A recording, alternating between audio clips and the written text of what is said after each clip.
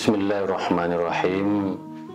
Assalamualaikum warahmatullahi wabarakatuh. Alhamdulillah, summa alhamdulillahi rabbil alamin.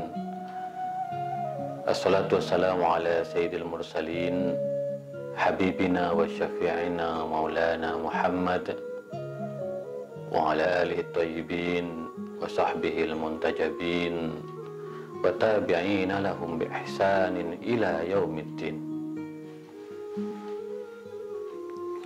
Sahabat Islam ramah, marilah kita senantiasa bersyukur atas rahmat Allah yang diberikan kepada kita semua beserta seluruh nikmat yang kita rasakan di tengah bulan suci Ramadan ini. Karena bagaimanapun sebuah kebahagiaan bagi kita semua dapat melaksanakan ibadah puasa sebagai madrasah, sebagai sekolah untuk melatih diri kita, untuk melatih hati kita agar semakin bersih, semakin jernih dalam rangka mengarungi kehidupan yang penuh dengan tantangan ini. Maka syukur adalah kunci untuk menjadikan kita atau menjadikan hidup kita lebih baik. Salawat dan salam marilah kita haturkan kepada baginda Rasulullah Sallallahu Alaihi Wasallam. Mudah-mudahan cahaya dan pencerahannya selalu hadir bagi kita semua dengan selawat-selawat yang kita baca. Allahumma sholli ala Sayyidina Muhammad wa ala ali Sayyidina Muhammad. Mudah-mudahan hidup kita akan menjadi lebih baik. Lebih-lebih sekali lagi saya mengatakan bahwa sholawat merupakan obat hati untuk meningkatkan kekebalan imunitas lahiriah dan batiniah kita, sehingga kita bisa selamat dari wabah. Hadratus Syekh Hasyim Asy'ari mengijazahkan bacaan bagi kita supaya kita selamat dari wabah. Li khamsatun utfi biha haral waba'il hatima al-Mustafa wal Murtada wa ibnahuma wa Fatimah. Ada 5 sosok yang bisa memadamkan api wabah yang sangat panas dan menakutkan, yaitu Rasulullah SAW, Al-Murtada Imam Ali bin Abi Thalib karramallahu wajhah, Imam Hasan dan Imam Husain, serta Sayyidah Fatimah. Mari kita terus bersalawat kepada baginda Rasulullah sallallahu alaihi wasallam. Innallaha malaikatahu yusholluna 'alan nabi ya ayyuhalladzina amanu shollu 'alaihi wa sallimu taslima. Sahabat Islam ramah, seperti biasa saya akan melanjutkan ngaji Al-Qur'an Kitab Toleransi. Sebuah kajian dari buku saya, yaitu Al-Qur'an Kitab Toleransi, buku yang dicetak sejak tahun 2007, tetapi pesan-pesannya masih selalu relevan bagi kita semua, karena kita tahu bahwa di negeri ini masih banyak intoleransi, masih banyak kekerasan, masih banyak diskriminasi. Maka kita sebagai umat Islam dalam suasana puasa di bulan Ramadan ini alangkah sangat baiknya, apalagi bulan Ramadan kita kenal dengan bulan Al-Quran, untuk menyelami, untuk menggali pesan-pesan dan makna-maknanya dalam rangka meneguhkan komitmen kita terhadap toleransi. Saya selalu mengatakan, jika ada pihak-pihak yang selalu mengajak kembali kepada Al-Quranul Karim, al-auda Al-Quranul Karim, mari kita betul-betul kembali kepada Al-Quran.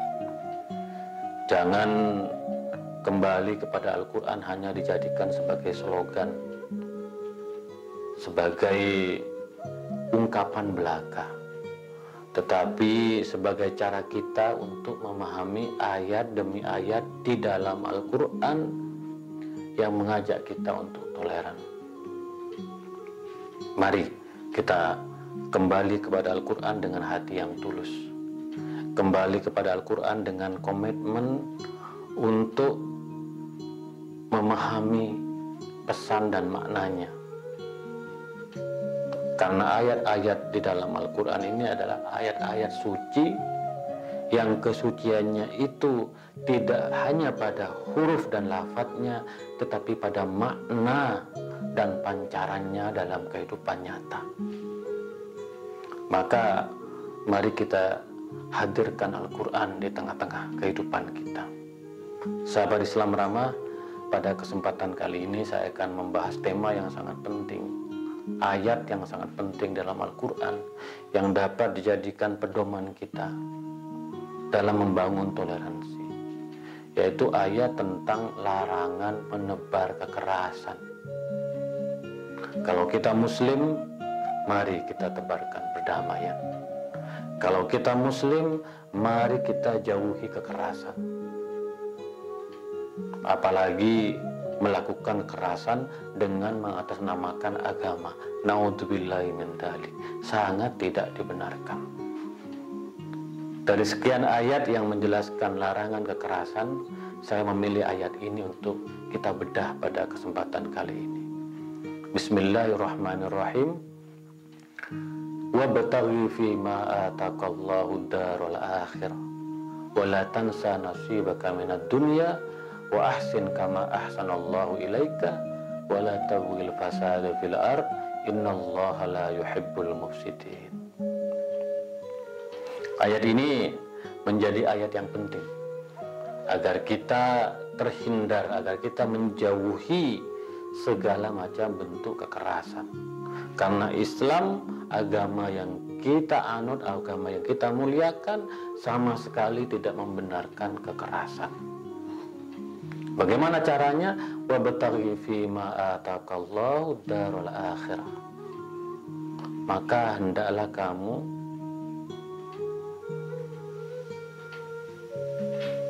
memusatkan perhatianmu terhadap akhirat dari segala yang Allah berikan kepadamu.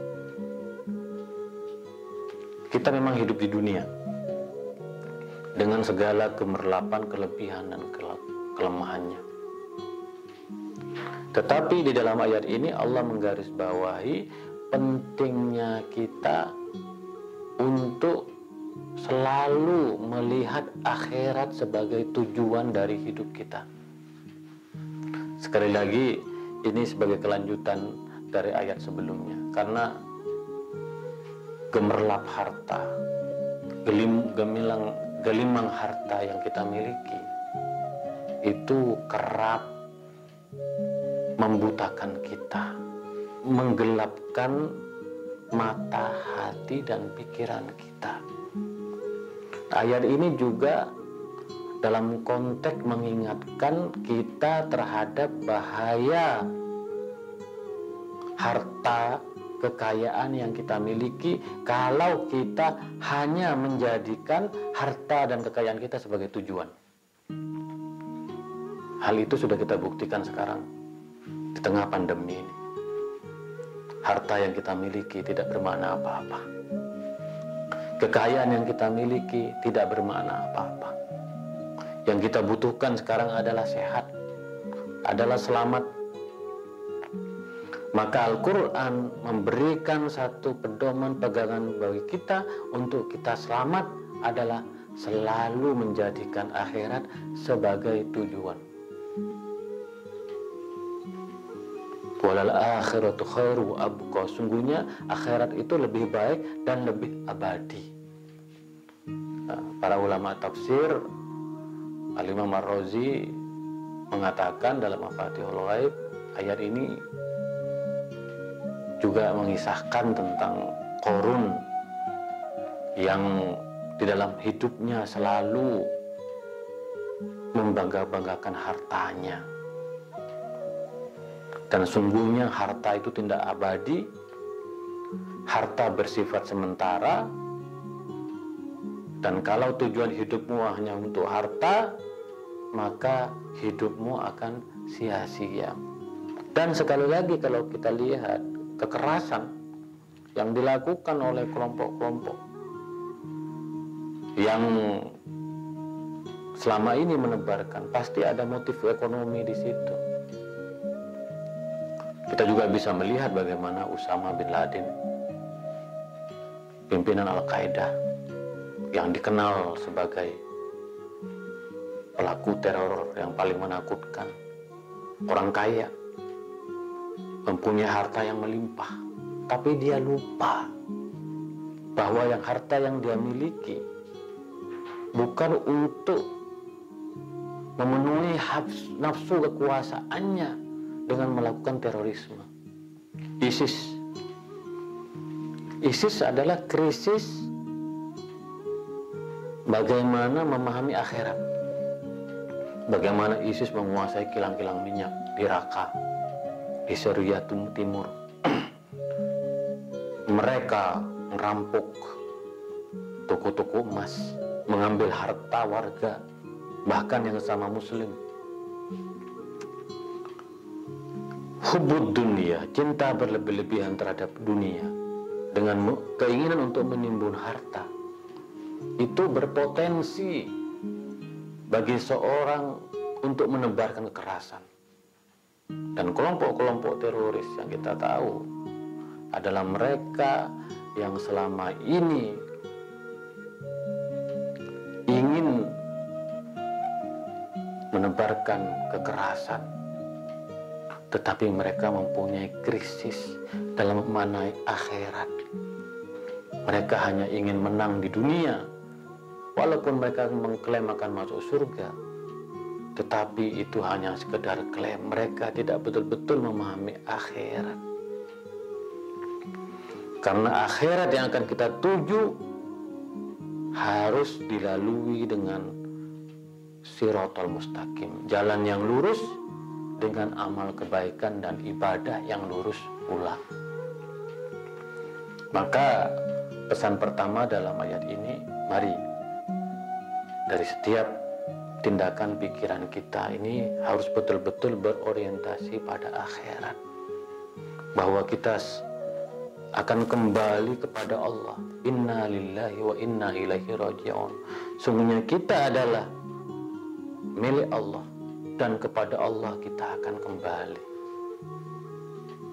Nah, baru dalam ayat kedua, setelah kita diminta berorientasi kepada akhirat, baru di ayat selanjutnya, wala tansa nasibaka minad dunya. Tetapi kamu jangan lupa di dunia, karena kamu hidup di dunia. Dan para ulama tafsir, Al-Imam Al-Qurtubi, Al-Imam Zamakhsyari, dan Al-Imam Ar-Razi mengatakan bahwa yang dimaksud dengan wala tansa nasibaka minad dunya, bahwa kita harus hidup di dunia dengan penuh kepedulian dan pri kemanusiaan. Karena bagaimanapun hidup di dunia kita ini tidak sendirian, kita bersama-sama dengan orang lain. Ada yang kaya, ada yang miskin. Maka tugas kita yang mampu membantu yang tidak miskin. Dan saya sangat terharu ketika melihat bagaimana gairah, kepedulian, membantu kemanusiaan kita. Luar biasa. Ada bantuan di kitabisa.com, ada menyumbang 1.000, 10.000, 15.000, 5.000, sampai 1 juta, 10 juta, 100 juta. Ini kehidupan dunia yang betul-betul memberikan harapan bahwa kesadaran kita hidup di dunia dan di dunia kita membutuhkan orang lain, itu yang akan menjadikan dunia ini bermakna. Maka setelah kita berorientasi kepada akhirat, maka kita harus sadar kita ini di bumi. Kita ini ada khalifah Allah yang harus menciptakan perdamaian, toleransi. Nah, di ayat selanjutnya, wa ahsin kama ahsanallahu ilaika. Maka berbuat baiklah sebagaimana Allah berbuat baik kepada kamu. Ini filsafat. Kenapa kita harus berbuat baik? Kita berbuat baik kepada sesama karena Allah sudah berbuat baik kepada kita. Kita diberikan akal, diberikan hati nurani oleh Allah, diberikan kemampuan untuk berpikir, untuk bekerja, diberikan rezeki yang luar biasa, diberikan tanah air yang makmur, yang indah seperti Indonesia, maka tugas kita wa ahsin, maka kita harus berbuat baik, maka kita harus toleran terhadap sesama. Allah menjadikan Indonesia Bhinneka tidak lain supaya tunggal ika, bahwa kita ini beragam, diciptakan oleh Allah tidak lain supaya kita ini betul-betul bersatu dan berbuat baik di antara sesama. Wa ahsin kama ahsanallahu ilaika. Maka ihsan dalam terminologi itu kita sudah merasakan betapa cahaya Allah itu menyinari batin kita. Saya ketika kuliah di Mesir pernah mendengar perempuan yang namanya Khozandaro, perempuan berhati emas, perempuan penghuni surga. Nah, Khozandaro ini dikisahkan oleh Syekh Muhammad Al-Ghazali dalam bukunya. Perempuan yang menghibahkan hartanya untuk membantu mereka yang belajar di Al-Azhar, mendirikan asrama yang bisa menampung 5.000 orang, sehingga orang-orang yang datang dari berbagai belahan dunia dan orang-orang di Mesir bisa tinggal di asramanya secara gratis. Namanya dicatat dengan tinta emas. Ini bentuk ihsan. Kalau kita betul-betul menyelami ihsannya Allah, kebaikan Allah kepada kita, maka kita akan melakukan ihsan kepada orang lain. Maka kita akan berbuat baik kepada orang lain. Ini prinsip toleransi di dalam Al-Quran adalah ihsan. Kita betul-betul memahami ajaran Al-Quran, memaknai keagungan Allah. Setelah kita merasakan keagungan Allah kepada kita dengan nikmat yang dilimpahkan kepada kita, maka kemudian kita berbuat baik kepada orang lain.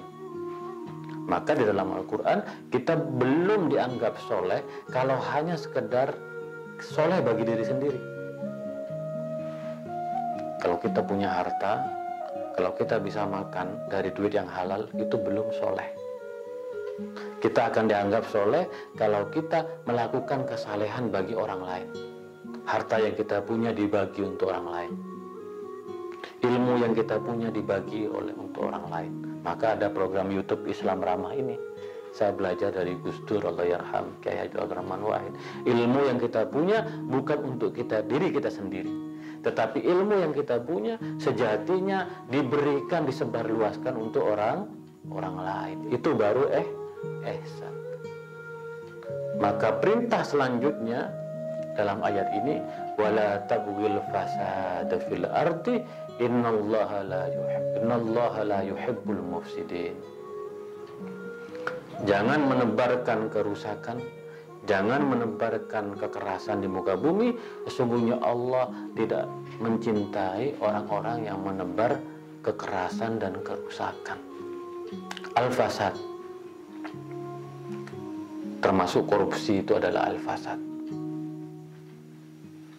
Kenapa Allah mengingatkan kita ini semua? Karena kita mempunyai potensi sebagai manusia.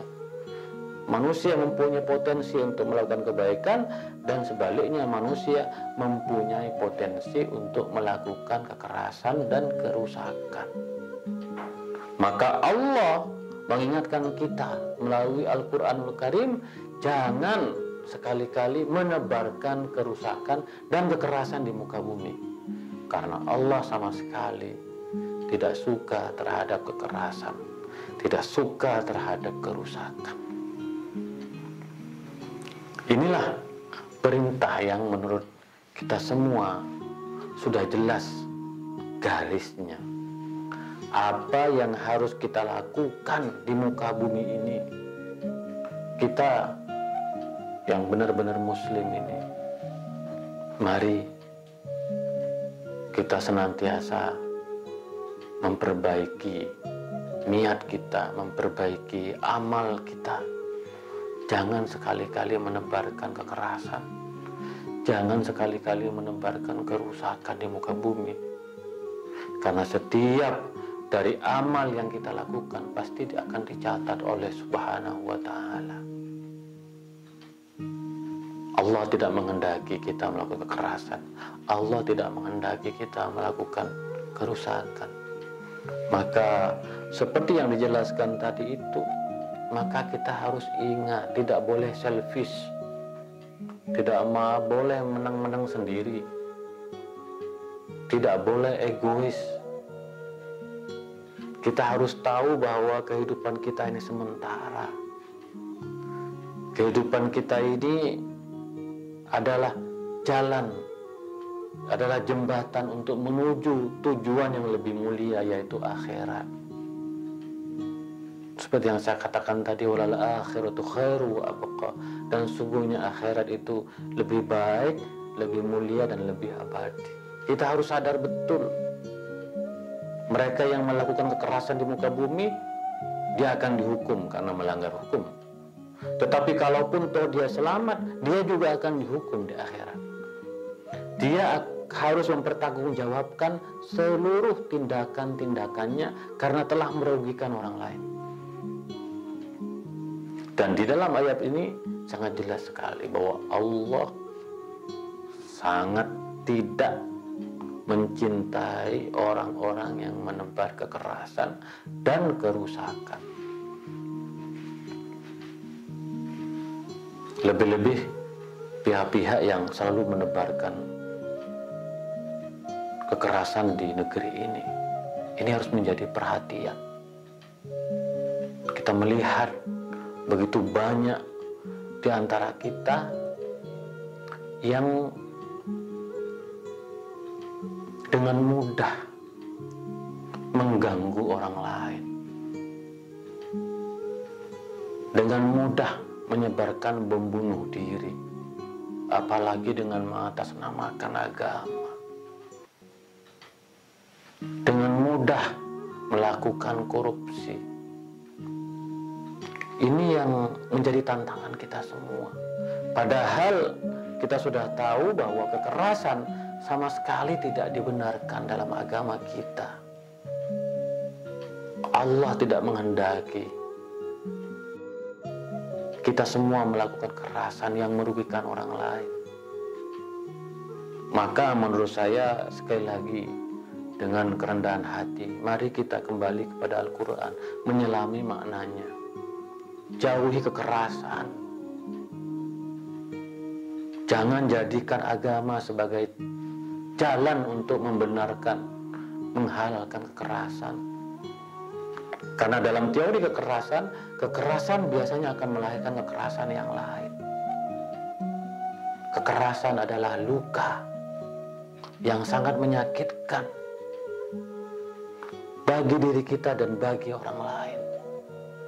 Bangsa ini tidak akan menjadi besar, umat ini tidak akan menjadi besar jika tradisi Khawarij masih dihidupkan kembali. Biarlah kebiasaan-kebiasaan Khawarij menebarkan kekerasan itu terjadi di masa lalu, menjadi pelajaran berharga bagi kita. Dan kita tidak boleh menghidupkan kembali, meniru tradisi Khawarij dengan menghalalkan segala cara, menghalalkan kekerasan dengan mengatasnamakan agama. Kita harus kembali kepada akhlak Rasulullah Sallallahu Alaihi Wasallam, akhlak yang membangun persaudaraan, akhlak yang mengajak kita untuk hidup rukun, akhlak yang membangun kekeluargaan. Kita ini bersaudara, kata Imam Ali. Kalaupun kita tidak bersaudara dalam satu agama, kita hakikatnya bersaudara sebagai umat manusia. Jangan sebarkan kekerasan. Mari sahabat Islam ramah, kita sebagai umat Islam, kita harus berorientasi pada akhirat. Memang kita harus hidup di dunia, beramal, bekerja, mencari nafkah, menimba ilmu, berkelompok, mempunyai ormas masing-masing. Tetapi jangan jadikan dunia sebagai orientasi akhir kita. Jangan menjadikan dunia sebagai tujuan kita. Kalau dunia dijadikan tujuan, maka yang akan terjadi adalah perebutan kekuasaan dan pertumpahan darah. Akan terjadi kekerasan di mana-mana. Maka pesan Al-Quran, wabtaghi fima ataqallahu dara akhirah. Maka terhadap seluruh nikmat yang Allah berikan kepada kita semua, harus kita jadikan orientasinya adalah akhirat, adalah mencari ridho Allah. Faida azamta fatawakkal 'ala Allah. Jadi kalau kamu menghendaki, menginginkan sesuatu, maka kamu harus bertawakal kepada Allah. Apa yang kita dapat, apa yang kita punya dari ilmu, kekayaan, sesungguhnya ini adalah hanya untuk tujuan kemuliaan, tujuan kebaikan, tujuan akhirat. Bukan untuk tujuan duniawi, bukan untuk menang-menangan, gagah-gagahan, merasa diri yang paling berkuasa, merasa diri yang paling benar. Ini yang berpotensi seseorang untuk melakukan kekerasan. Maka Allah berpesan agar kita selalu menebarkan kebajikan. Wa ahsin kama ahsanallahu ilaik. Maka tebarkan kebaikan, karena Allah sudah menebarkan kebaikan bagi kita semua. Maka berlomba-lomba dalam kebajikan, berlomba-lomba dalam kebaikan menjadi salah satu cara kita untuk mengerem segala potensi keinginan untuk menebarkan kekerasan. Kelompok-kelompok teroris semestinya memperbaharui keimanan mereka, memperbaharui pemahaman mereka terhadap Al-Quran. Karena apa yang mereka lakukan, kekerasan yang mereka lakukan sama sekali tidak mendapatkan tempat di dalam Al-Quran.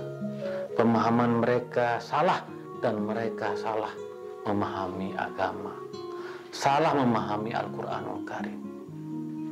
Maka sekali lagi sahabat Islam ramah, kalau kita benar-benar kembali kepada Al-Quran, ingin memahami kandungan Al-Quran, maka kita akan mendapatkan pesan-pesan yang luhur. Kita akan belajar dari peristiwa-peristiwa di masa lalu, agar kita terus berada di jalan Allah, berada di jalan yang lurus, di jalan yang membentangkan toleransi bagi kita semua. Sahabat Islam ramah, saya percaya bahwa kita umat Islam betul-betul bisa membangun toleransi di negeri ini. Kita mempunyai budaya yang sangat luhur, kita mempunyai tradisi yang kaya, kita mempunyai sumber daya manusia, kita mempunyai konstitusi Pancasila yang juga menjadi modal kita untuk hidup toleran di tengah kebinekaan. Lebih-lebih umat Islam, kita mempunyai Al-Quranul Karim, kitab suci yang dapat menjadi pedoman toleransi. Maka kalau semua ini kita gunakan dengan baik untuk membangun toleransi di negeri ini, insya Allah kita umat Islam akan menjadi teladan, menjadi umat terdepan. Kuncinya adalah wala tabghil fasada fil ardh. Jangan sebarkan kerusakan, kekerasan di muka bumi. Mari kita akhiri, mari kita buka lembaran baru, hidup yang toleran, hidup damai, hidup rukun di antara sesama. Karena dengan ini kita betul-betul membumikan Al-Quran, mengamalkan Al-Quran. Kita menjaga kebinekaan dan keragaman di negeri ini dengan betul-betul memahami Al-Quran. Sahabat Islam ramah, itulah kira-kira ngaji Al-Quran kitab toleransi Pada kesempatan kali ini kita akan lanjutkan esok hari. Kurang lebihnya mohon maaf. Wa ma taufiqi illa billah. Alaihi tawakkaltu wa ilaihi unib. Wallahul muwaffiq ila aqwamit thoriq. Assalamualaikum warahmatullahi wabarakatuh.